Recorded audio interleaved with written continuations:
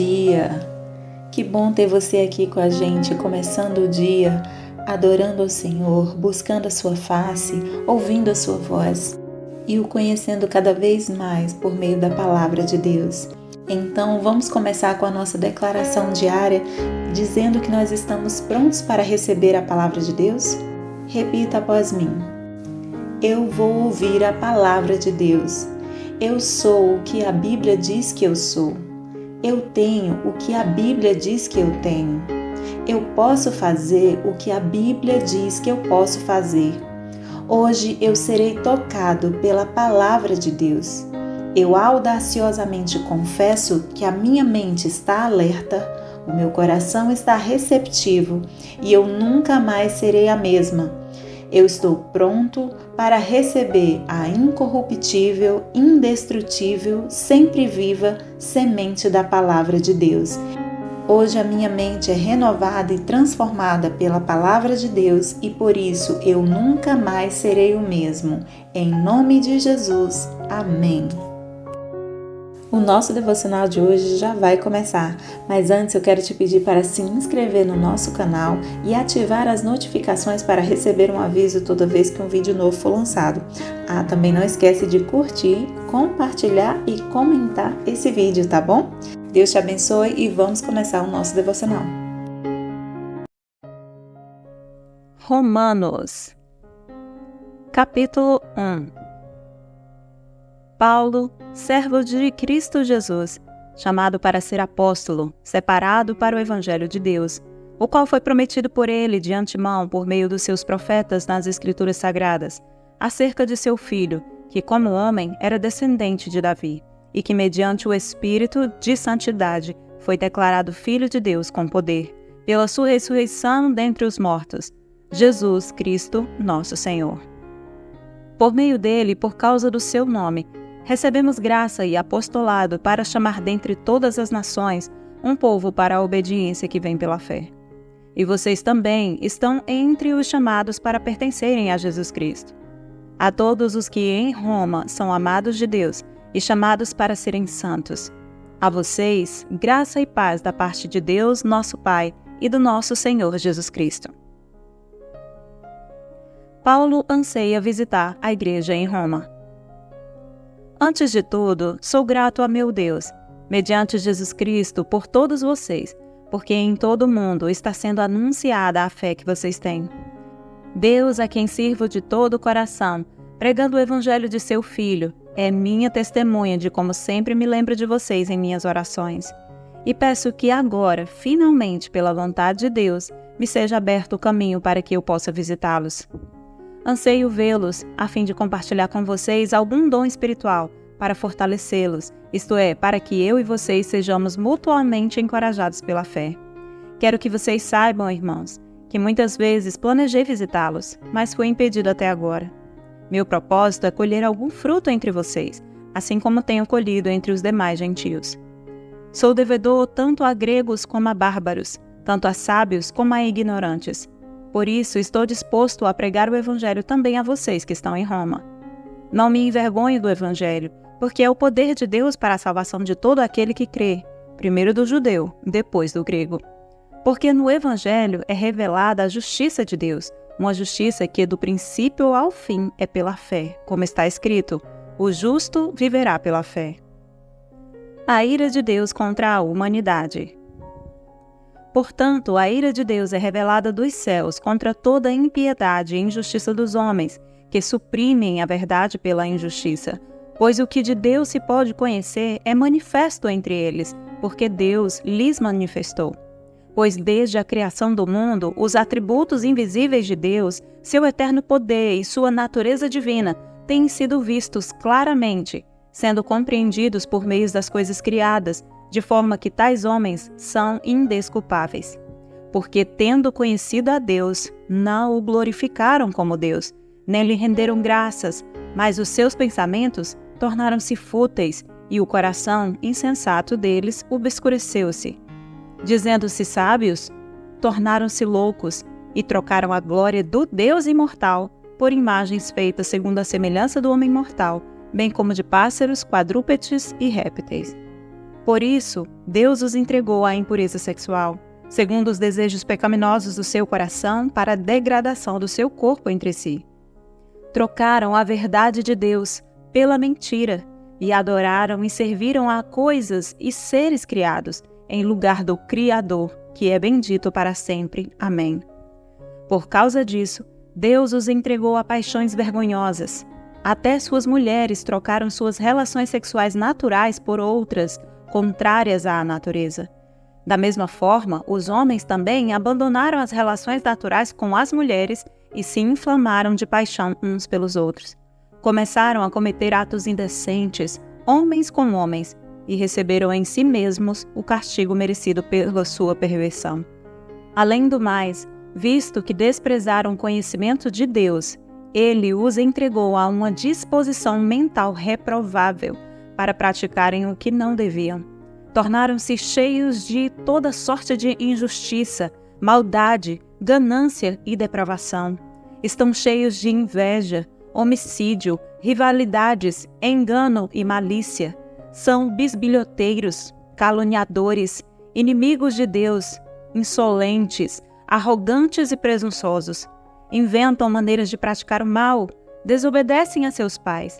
São insensatos, desleais, sem amor pela família, implacáveis. Embora conheçam o justo decreto de Deus de que as pessoas que praticam tais coisas merecem a morte, não somente continuam a praticá-las, mas também aprovam aqueles que as praticam. Romanos, capítulo 2. O justo juízo de Deus. Portanto, você que julga os outros é indesculpável, pois está condenando você mesmo naquilo em que julga, visto que você que julga pratica as mesmas coisas. Sabemos que o juízo de Deus contra os que praticam tais coisas é conforme a verdade. Assim, quando você, um simples homem, o julga, mas pratica as mesmas coisas, pensa que escapará do juízo de Deus?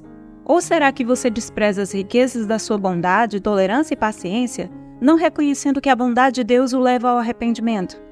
Contudo, por causa da sua teimosia e do seu coração obstinado, você está acumulando ira contra você mesmo, para o dia da ira de Deus, quando se revelará o seu justo julgamento. Deus retribuirá a cada um conforme o seu procedimento. Ele dará vida eterna aos que, persistindo em fazer o bem, buscam glória, honra e imortalidade. Mas haverá ira e indignação para os que são egoístas, que rejeitam a verdade e seguem a injustiça. Haverá tribulação e angústia para todo ser humano que pratica o mal, primeiro para o judeu, depois para o grego. Mas glória, honra e paz para todo o que pratica o bem, primeiro para o judeu, depois para o grego, pois em Deus não há parcialidade. Todo aquele que pecar sem a lei também perecerá, e todo aquele que pecar sob a lei, pela lei será julgado. Porque não são os que ouvem a lei que são justos aos olhos de Deus, mas os que obedecem à lei, estes serão declarados justos. De fato, quando os gentios que não têm a lei praticam naturalmente o que ela ordena, tornam-se lei para si mesmos, embora não possuam a lei, pois mostram que as exigências da lei estão gravadas em seu coração. Disso dão testemunho também a sua consciência e os pensamentos deles, ora acusando-os, ora defendendo-os. Isso tudo se verá no dia em que Deus julgar os segredos dos homens, mediante Jesus Cristo, conforme o declara o meu Evangelho. Os judeus e a lei. Ora, você leva o nome de judeu, apoia-se na lei e orgulha-se de Deus. Você conhece a vontade de Deus e aprova o que é superior, porque é instruído pela lei. Você está convencido de que é guia de cegos, luz para os que estão em trevas, instrutor de insensatos, mestre de crianças, porque tem na lei a expressão do conhecimento e da verdade. E então, você que ensina aos outros, não ensina a você mesmo? Você que prega contra o furto, furta? Você que diz que não se deve adulterar, adultera? Você que detesta ídolos, rouba-lhes os templos? Você que se orgulha da lei, desonra a Deus desobedecendo à lei? Pois como está escrito, O nome de Deus é blasfemado entre os gentios por causa de vocês. A circuncisão tem valor se você obedece à lei, mas se você desobedece à lei, a sua circuncisão já se tornou incircuncisão. Se aqueles que não são circuncidados obedecem aos preceitos da lei, não serão eles considerados circuncidados? Aquele que não é circuncidado fisicamente, mas obedece à lei, condenará você que, tendo a lei escrita e a circuncisão, é transgressor da lei. Não é judeu quem o é apenas exteriormente. Nem é circuncisão a que é meramente exterior e física. Não, judeu é quem o é interiormente, e circuncisão é a operada no coração, pelo Espírito, e não pela lei escrita.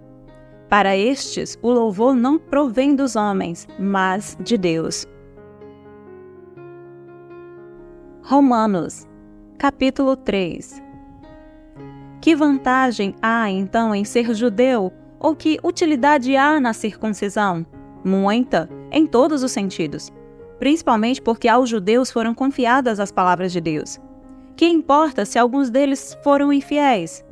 A sua infidelidade anulará a infidelidade de Deus? De maneira nenhuma.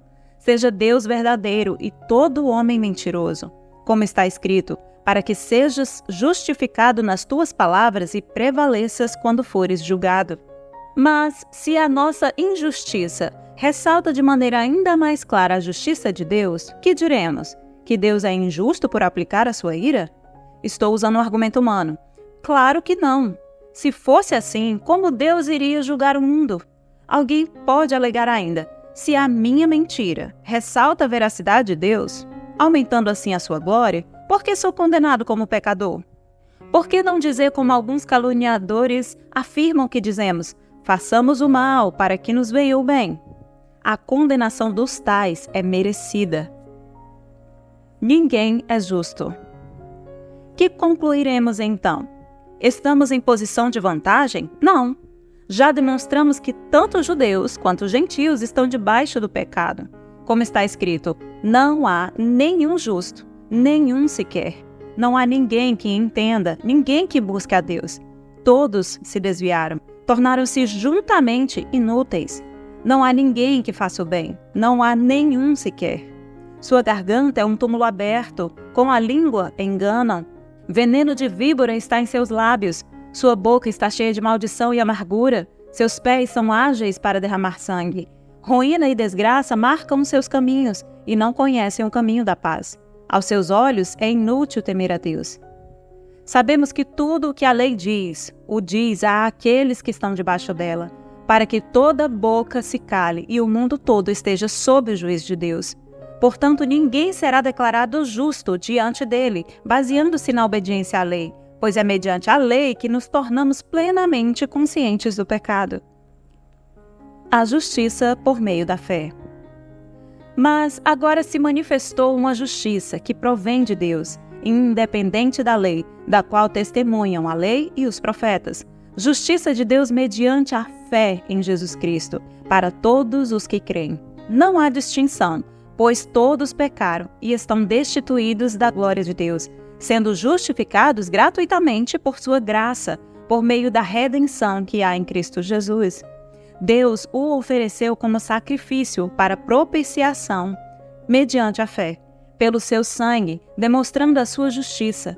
Em sua tolerância, havia deixado impunes os pecados anteriormente cometidos, mas no presente demonstrou a sua justiça, a fim de ser justo e justificador daquele que tem fé em Jesus.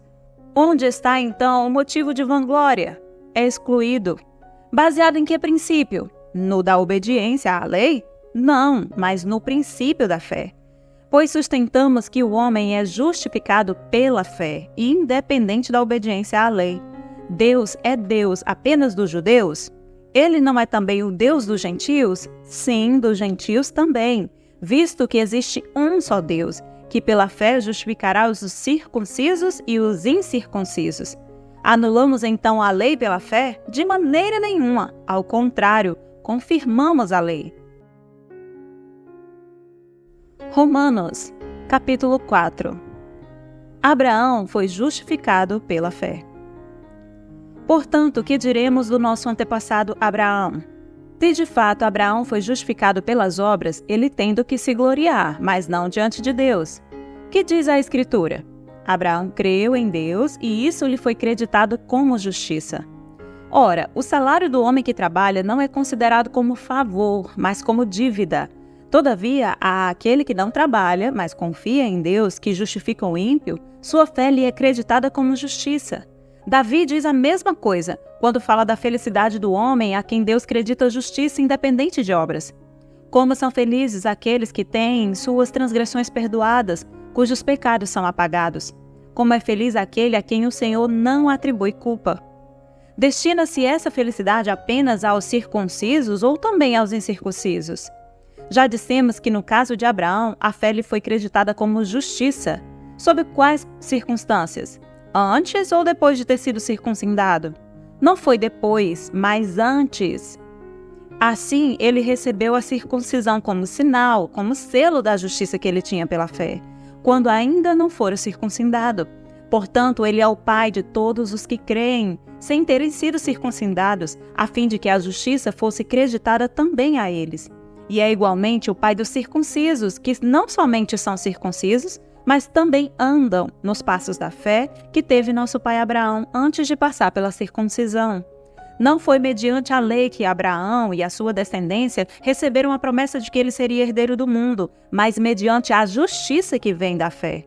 Pois, se os que vivem pela lei são herdeiros, a fé não tem valor e a promessa é inútil, pois a lei produz a ira, e onde não há lei, não há transgressão.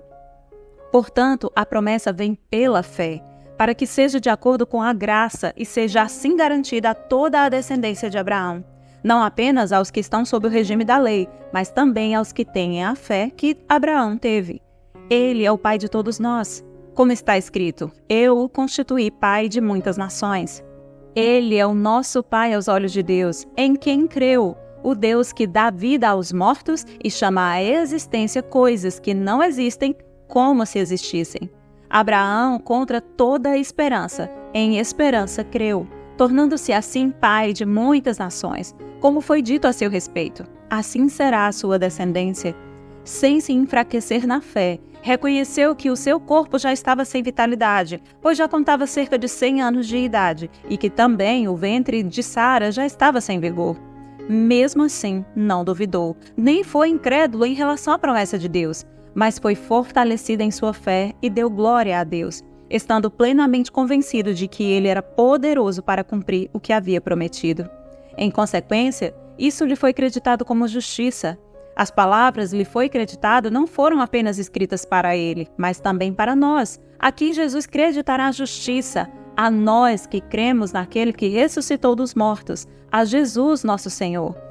Ele foi entregue à morte por nossos pecados e ressuscitado para nossa justificação. 20 de novembro. O tema da mensagem de hoje é o poder de Deus para a salvação. Hoje iniciamos a leitura do livro de Romanos. A carta de Paulo aos Romanos proporciona aos cristãos um forte fundamento para a fé em Cristo. Paulo usou essa carta para se apresentar à igreja de Roma. Nela, desenvolveu e defendeu a verdade do Evangelho, incentivando os fiéis a depender somente da graça de Deus para a salvação. Seguindo uma progressão lógica de pensamento, Paulo começa afirmando que todas as pessoas são pecadoras. Em seguida, declara que os cristãos estão livres do controle do pecado, das exigências da lei e do medo da punição divina. Equipados com tal liberdade, podem crescer no relacionamento com Cristo e viver no poder do Espírito Santo. Nesse livro de Romanos, enquanto Paulo fala de nosso pecado e do justo juízo de Deus, reconhecemos em gratidão a paciência e a misericórdia divinas, relatados em Romanos 1, do capítulo 1 ao capítulo 5. Vamos nos alegrar na possibilidade de estabelecer um justo relacionamento com o Senhor e nos maravilharmos ao descobrir que o Criador do mundo deseja ser o nosso Pai, conforme Romanos nos capítulos 6 e 8. O apóstolo dos gentios explica que Israel, embora houvesse rejeitado o Messias, ainda tinha um papel no plano divino da redenção, segundo os capítulos 9 e 11 de Romanos. Dos capítulos 12 ao 15, Paulo nos admoesta a nos comportar como filhos de Deus, que servem uns aos outros e se submetem respeitosamente às autoridades. E no capítulo 16, Paulo também saúda vários cristãos que trabalharam para o Senhor de diversas maneiras, destacando Febe, a mensageira de Paulo a Roma. O pecado e o egoísmo criam um abismo entre nós e Deus, que só pode ser removido por meio de nosso arrependimento e do perdão divino. O livro de Romanos nos lembra de que a pessoa que vive na fé e confiança no Senhor manifesta um espírito cristão de humildade, união com os outros fiéis e uma força de caráter capaz de conduzi-la à vitória em meio a tempos difíceis. Que esse livro possa falar ao seu coração, que o Senhor possa usar as palavras do livro de Romanos para reafirmar a fé que você tem em Cristo Jesus, a fim de que você se torne tudo aquilo que o Senhor te chamou para ser e viver aqui nesta terra. Amém? Posso orar por você? Senhor Deus e Pai, em nome de Jesus, eu te peço que abençoe essa pessoa que está ouvindo este devocional. Senhor Jesus, que haja salvação, cura, libertação na vida desta pessoa e dos seus familiares. Que a Tua palavra, Senhor, transforme a mente e o coração desta pessoa, a fim de que ela experimente e comprove a boa, perfeita e agradável vontade que Tu tem para a vida dela. É isso que eu te peço nesse dia, em nome de Jesus, e já te agradeço. Amém e amém. Amém, meu querido. Amém, minha querida. Que Deus te abençoe. Tenha um ótimo dia e até o próximo devocional.